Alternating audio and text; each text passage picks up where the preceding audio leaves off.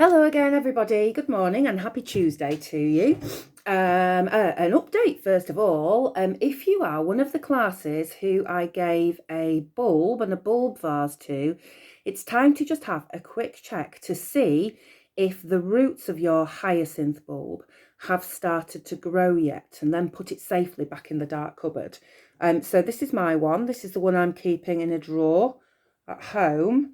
And I thought there'd been more going on by now, but actually, when I looked closer, I don't know whether you can see, I can see that one of the white roots, can you just see it there dangling into the water, has started to grow.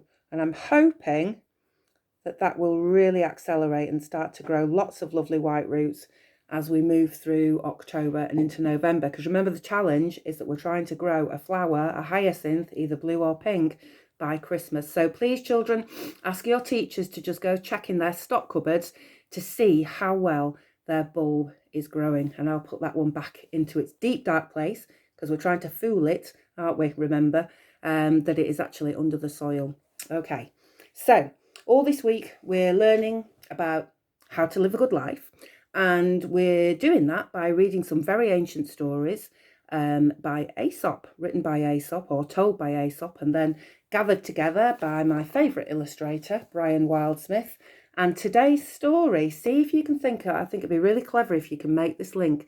This story, I think, has the same moral, the same message and the same theme as some other stories that we've already read this term. So it must be a really important message.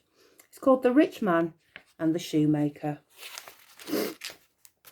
Once upon a time, there lived a poor but cheerful shoemaker, and he really does look cheerful. Have a look at him here. There he is.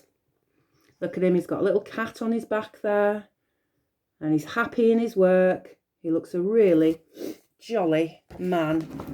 Poor but cheerful he was. He was so happy he sang all day long, and the children loved to stand around his window to listen to him. And there's his house, and have a look, all the children gathered to listen to him singing whilst he was happy in his work, making his shoes. What a happy and cheerful man he was. Happy in his work, happy where he lived. Now, next door to the shoemaker lived a rich man, and he used to sit up all night to count his gold. Here he is. Have a look at the rich man's face. He doesn't look, I'll show you really close up. He doesn't look too happy, does he? But look at all the gold he's got. There he is, counting his gold. And he's even got a great big dog who guards his gold for him. I wonder what he thinks of a poor but happy shoemaker. In the morning, he could not sleep because of the sound of the shoemaker's singing. One day, he thought, I think I've come up with an idea to stop that cheerful shoemaker from singing at all hours. He wrote a letter to the shoemaker and asked him to call. Well, the shoemaker came at once, and to his surprise, the rich man gave him a bag of gold. And there's the rich man offering the shoemaker, who, remember, didn't have much money, there he is, a bag of gold.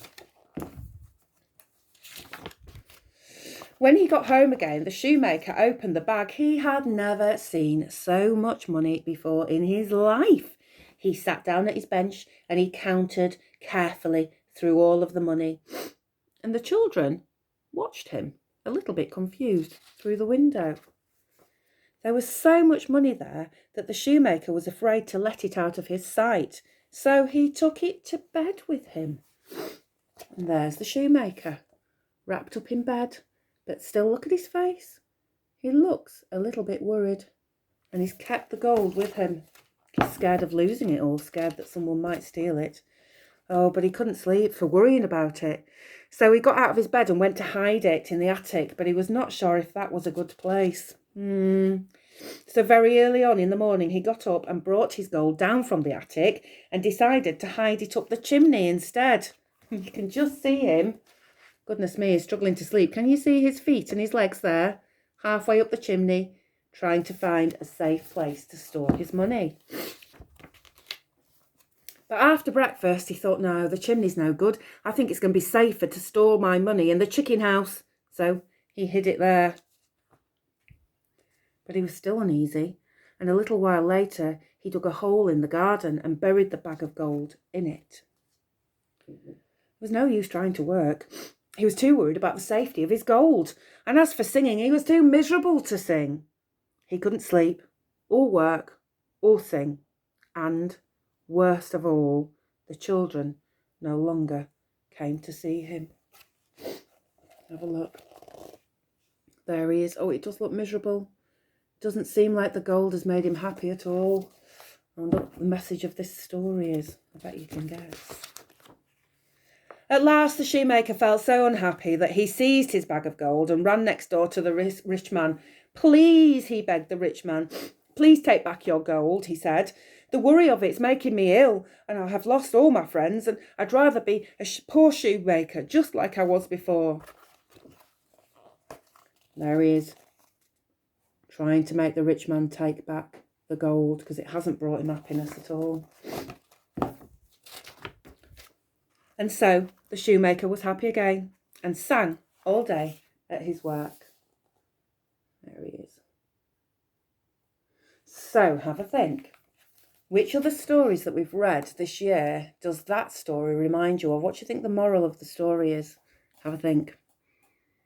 I wonder if anyone has made the link between this story and our story that we told of King Midas. Do you remember the King Midas story where he thought he wanted to be really rich and he was given a wish, wasn't he, to make everything he touched into gold, but it didn't make him happy. In fact, it brought some terrible consequences.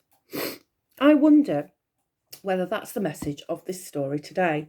That again, just like we've talked about this term, it's not money that makes you happy. Sure, it's good to have enough money to live comfortably, to be able to have the things that you want. But the things that make us really happy are the satisfaction of working very often, and our family and our friends and nature and all those things that we chose to put in our happiness jars.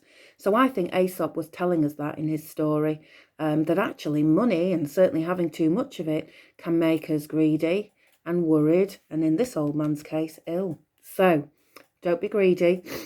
Don't desire too much money and too much wealth, and think about the things that really make you happy. I think that's Aesop's message for today. And tomorrow's story, let's have a look, in our marvellous book is... oh, it's one of my favourites. I remember when I was a little girl, my teacher read this story and it really made me think and think and think, and I've thought about it lots ever since. It's called The North Wind and the Sun, and it has a really, really important message for how to live a good life. So tomorrow I'll see you with that story. So bye for now. Have a really good day.